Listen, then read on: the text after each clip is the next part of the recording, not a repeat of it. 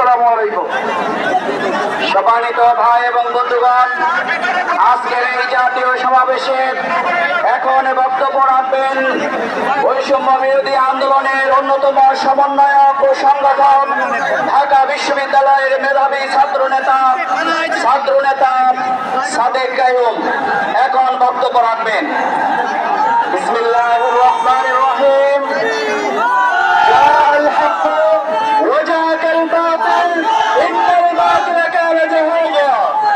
সত্য সমাগত, মিথ্যা বিতাড়িত, নিশ্চয় সত্য বিজয় হবে। সংগ্রামী ছাত্র জনতা, হত্যা হাইয়াগুন প্রতিবাদ কায়েমের মাধ্যমে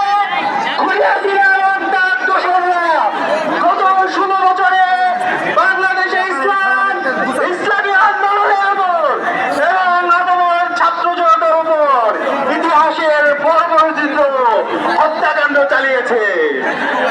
আপনারা জানেন 2009 সালে এপ্রিল হত্যাকাণ্ডের মাধ্যমে এদেশে দেশপ্রেমিক নাগরিকদেরকে হত্যা করা হয়েছে। 2013 সালের 28 ফেব্রুয়ারি সারা দেশে হত্যা সংঘটিত হয়েছিল। 2013 সালের 5 মে সবলাই আমাদের এদেশের মাদ্রাসা শিক্ষার্থীদের উপর গণহত্যা এবং শিশুহত্যা সংঘটিত হয়েছিল।